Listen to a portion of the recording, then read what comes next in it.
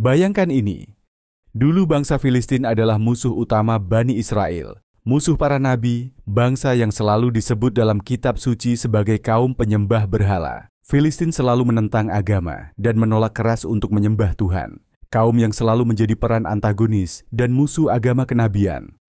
Namun hari ini Palestina, yang namanya berasal dari Filistin, justru menjadi simbol perjuangan Islam. Sebaliknya, Bani Israel dulu adalah umat yang diberkahi, bangsa para nabi, umat yang secara eksplisit merupakan pilihan Tuhan. Tapi sekarang nama mereka melekat dengan Israel modern dan gerakan Zionisme yang justru menjadi musuh utama dunia Islam. Apa yang sebenarnya terjadi? Bagaimana bisa dua bangsa yang dulu punya citra berbeda kini bertukar posisi dalam sejarah? Jangan kemana-mana, karena kita akan membongkar bagaimana sejarah bisa dimanipulasi, bagaimana identitas bisa berubah, dan bagaimana narasi bisa dijadikan alat politik. Sebelum lanjut, jangan lupa subscribe Dokumen Abah, karena di sini kita mengupas sejarah, konspirasi, dan arkeologi dengan cara yang tak biasa. Bangsa Filistin kuno, musuh para nabi. Bangsa Filistin atau Philistines adalah pendatang dari Laut Aegea yang tiba di pesisir Kanaan sekitar abad ke-12 SM. Mereka membangun 5 kota besar, Gaza, Ashkelon, Ashdod, Ekron, dan Gath. Filistin dahulu dikenal memiliki kekuatan prajurit yang tangguh, penyembah berhala, dan menentang setiap ajaran nabi, dan sering menindas Bani Israel. Kisah paling terkenal adalah pertempuran antara Goliat atau Jalut dengan David atau Nabi Daud Islam. Filistin saat itu adalah kekuatan militer superior, sementara Bani Israel adalah bangsa kecil yang masih berkembang. 1 Samuel 17:4. Lalu tampillah seorang pendekar dari perkemahan orang Filistin, namanya Goliat, dari Gat, tingginya 6 hasta sejengkal. 1 Samuel 17:8-9. Ia berdiri dan berseru kepada barisan Israel, katanya, "Mengapa kamu keluar untuk mengatur barisan perang? Bukankah aku seorang Filistin dan kamu adalah hamba-hamba Saul? Pilihlah bagimu seorang yang dapat turun melawan aku. Jika ia sanggup berperang melawan aku dan mengalahkan aku, maka kami akan menjadi hambamu. Tetapi jika aku dapat mengalahkannya dan membunuhnya, maka kamu akan menjadi hamba kami dan menjadi takluk kepada kami." Di sini diceritakan bahwa Goliat atau Jalut menantang Bani Israel. Apabila ada satu orang dari Bani Israel yang bisa mengalahkannya, maka Filistin akan bersedia menyembah Tuhan. Namun jika Goliat menang, maka Bani Israel harus menjadi budak untuk Filistin. Dalam Islam, kisah Goliat dan David dimuat dalam surah Al-Baqarah 2251 tentang Daud dan Jalut. Maka mereka mengalahkan mereka dengan izin Allah, dan Daud membunuh Jalut. Kemudian Allah memberinya kerajaan dan hikmah, serta mengajarinya apa yang dia kehendaki. Jika bukan karena Allah menolak sebagian manusia dengan sebagian yang lain, pasti rusaklah bumi ini. Tetapi Allah memiliki karunia atas seluruh alam. Kisah selanjutnya, majulah David atau Daud yang masih kecil, hanya bermodalkan senjata ketapel dengan batu. Bani Israel meragukannya, namun atas kehendak Tuhan, Goliat tewas seketika dengan batu yang menancap di dahinya. Kisah lain tentang Filistin yang menentang agama Tuhan yang dibawa Nabi dari kaum Bani Israel adalah ketika mereka menemukan kelemahan Samson atau Nabi Syam'un. Mereka mencongkel mata Samson dan diarak untuk dipermalukan. Ayat Hakim-Hakim 16:21 orang Filistin menangkap Simson, mencungkil kedua matanya, dan membawanya ke Gaza. Samson atau Nabi Syam'un dikenal sebagai satu-satunya nabi yang tidak memiliki satu pengikut pun, bahkan istrinya mengkhianatinya. Dari beberapa ayat kitab suci dari beberapa agama besar tersebut sudah menggambarkan betapa teguhnya kepercayaan mereka kepada berhala dan betapa kerasnya mereka menentang keberadaan Tuhan. Beberapa abad kemudian, Filistin mengalami kemunduran hingga akhirnya dihancurkan oleh Babilonia dan Asyur sekitar abad ke-7 Sem. Mereka lenyap dari sejarah, atau setidaknya begitulah yang kita kira. Bani Israel, dari umat pilihan ke bangsa terbuang. Bani Israel awalnya adalah umat yang diberi wahyu dan nabi. Mereka mengalami masa kejayaan di bawah Nabi Daud dan Nabi Sulaiman yang membangun kerajaan besar dengan pusatnya di Yerusalem. Konsep umat pilihan dalam konteks Bani Israel mengalami pergeseran dalam Alkitab dan Al-Quran. Dalam Alkitab, Perjanjian Lama dan Baru, di dalam Perjanjian Lama, Bani Israel disebut sebagai umat pilihan Tuhan. Misalnya dalam Ulangan 7:6, sebab engkaulah umat yang kudus bagi Tuhan, Allahmu. Engkaulah yang dipilih Tuhan Allahmu dari segala bangsa di atas bumi untuk menjadi umat kesayangannya. Namun, pilihan ini bersyarat, mereka harus menaati perintah Tuhan. Jika mereka melanggar, mereka akan dihukum. Misalnya, dalam Yeremia 31:32, Tuhan menegur mereka karena melanggar perjanjian. Sebab mereka telah melanggar perjanjianku, sekalipun aku telah menjadi Tuhan mereka. Di Perjanjian Baru, Yesus berbicara tentang bagaimana status Bani Israel berubah. Dalam Matius 21:43, Yesus berkata kepada para pemuka Yahudi, "Sebab itu aku berkata kepadamu, bahwa kerajaan Allah akan diambil daripadamu dan akan diberikan kepada suatu bangsa yang akan menghasilkan buah kerajaan itu." Pernyataan ini dianggap sebagai petunjuk bahwa status umat pilihan berpindah dari Bani Israel kepada umat lain yang menaati kehendak Tuhan. Dalam Al-Quran mengakui bahwa Bani Israel pernah menjadi umat pilihan Tuhan. Misalnya dalam Al-Baqarah 2:47, "Wahai Bani Israel, ingatlah akan nikmatku yang telah aku berikan kepadamu dan bahwa aku telah melebihkan kamu di atas segala umat pada masa itu." Namun, banyak ayat yang menyebutkan bahwa mereka kemudian berpaling dari ajaran Tuhan, seperti dalam Al-Maidah 5:13. Tetapi karena mereka melanggar janjinya, kami kutuk mereka, dan kami jadikan hati mereka keras membatu.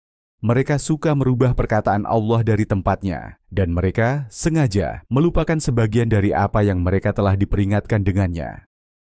Dalam Al-Baqarah 2124, ketika Nabi Ibrahim meminta agar keturunannya dijadikan pemimpin, Allah menjawab, "Janjiku ini tidak mengenai orang-orang yang zalim."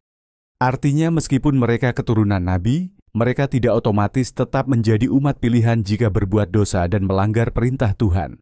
Dalam Islam, konsep umat pilihan kemudian bergeser menjadi umat Islam yang mengikuti ajaran tauhid secara benar, tanpa melihat ras atau keturunan.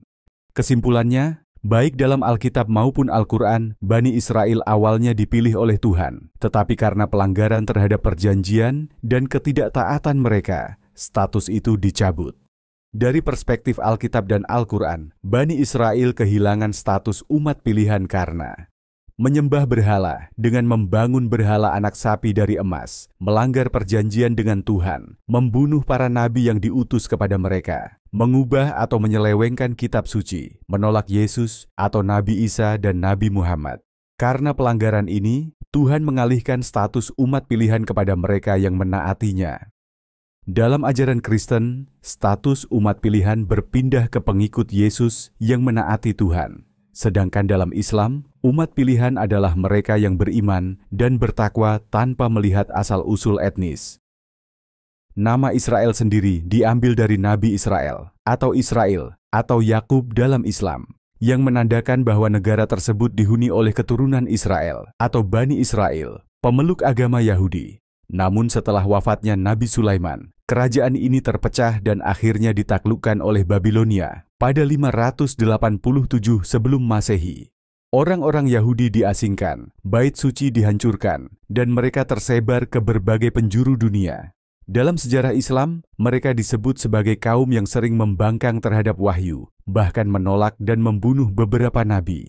Saat Kekaisaran Romawi berkuasa, mereka akhirnya diusir dari Tanah Suci secara permanen setelah pemberontakan melawan Romawi pada tahun 70 dan 135 Yang menarik, setelah pengusiran ini, nama Yudea dihapus oleh Romawi dan diganti menjadi Palestina, sebagai pengingat bahwa tempat itu dihuni oleh bangsa Filistin selama beberapa abad, serta untuk menghilangkan jejak mereka. Jejak Bani Israel atau orang-orang Israel. Dan inilah titik awal dari pergeseran identitas yang akan kita bahas lebih dalam. Dari Filistin ke Palestina, bagaimana identitas berubah? Meskipun nama Palestina berasal dari Filistins, penduduk Palestina modern bukanlah keturunan langsung bangsa Filistin kuno. Mereka lebih dekat dengan suku Arab Kanaan yang sudah lama menetap di sana. Nama Palestina mulai digunakan secara resmi oleh Romawi setelah pemberontakan Yahudi, kemudian diteruskan oleh Kekaisaran Bizantium, Islam hingga Ottoman. Jadi, secara historis, Filistin kuno lenyap pada abad ke-7 sebelum Masehi. Palestina sebagai nama resmi muncul sejak era Romawi, abad ke-2 M. Penduduk Palestina modern lebih dekat dengan suku Arab Kanaan, bukan Filistin kuno. Jadi apakah Palestina hari ini adalah Filistin kuno? Jawabannya, tidak. Namun, nama ini tetap dipertahankan selama berabad-abad. Dan pada akhirnya, Palestina menjadi simbol perjuangan Islam melawan Israel modern. Bani Israel menjadi Zionis, perubahan narasi sejarah. Dulu Bani Israel adalah bangsa para nabi, bangsa yang memiliki perjanjian dengan Allah. Namun, setelah pembuangan mereka ke seluruh dunia, identitas mereka mulai berubah. Pada abad ke-19, muncul gerakan Zionisme yang berusaha mengembalikan orang Yahudi ke Tanah Suci. Tahun 1948, dengan dukungan Barat, mereka mendirikan negara Israel. Israel modern mengklaim sebagai penerus Bani Israel kuno, tetapi banyak sejarawan meragukan hubungan genetik antara Yahudi modern dan Bani Israel asli. Sejarah Bani Israel yang dulu adalah bangsa yang teraniaya, kini berubah menjadi Israel sebagai kekuatan militer yang menindas Palestina. Propaganda Israel. Perang lama yang belum selesai. Beberapa kelompok di Israel, terutama kalangan ekstremis Zionis, menggunakan narasi bahwa konflik dengan Palestina adalah kelanjutan dari perang Bani Israel melawan Filistin dalam Alkitab. Mereka menganggap, dulu Daud mengalahkan Goliat, raksasa Filistin. Kini Israel harus mengalahkan Palestina. Dulu, tanah dijanjikan kepada Bani Israel oleh Tuhan. Kini Israel harus merebutnya kembali dari orang-orang non-Yahudi. Dulu, Filistin menindas Bani Israel. Sekarang, Israel membalas apa yang telah Filistin lakukan dengan melakukan penyerangan ke Palestina. Dan inilah bagaimana narasi historis berubah sepenuhnya.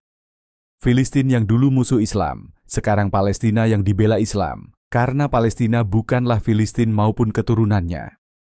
Bani Israel yang dulu protagonis dalam kisah Nabi, kini dikaitkan dengan Israel modern dan Zionisme.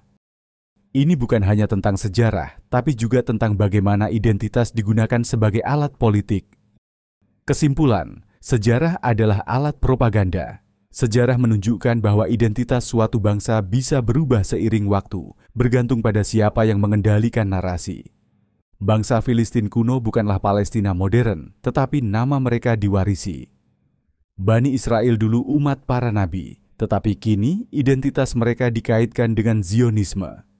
Israel dan Palestina hari ini bukan hanya soal sejarah, tetapi juga politik dan propaganda. Jadi, apakah sejarah bisa digunakan untuk kepentingan politik? Jawabannya jelas, yeah. Dan inilah sebabnya kita harus selalu skeptis terhadap sejarah yang diajarkan kepada kita. Karena yang menguasai narasi, dialah yang mengendalikan dunia.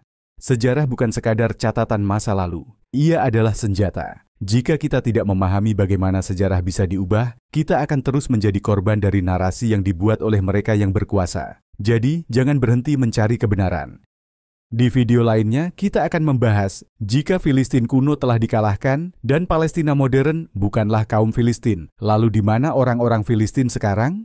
Jangan lupa bagikan video ini untuk menyebarkan kebenaran kepada mereka yang masih beranggapan bahwa penyerangan Palestina sekarang ini merupakan hal yang bisa didukung. Jangan lupa like, subscribe, dan nyalakan lonceng notifikasi. Kita akan terus membongkar fakta tersembunyi di Dokumen Abah. Sampai jumpa di episode berikutnya.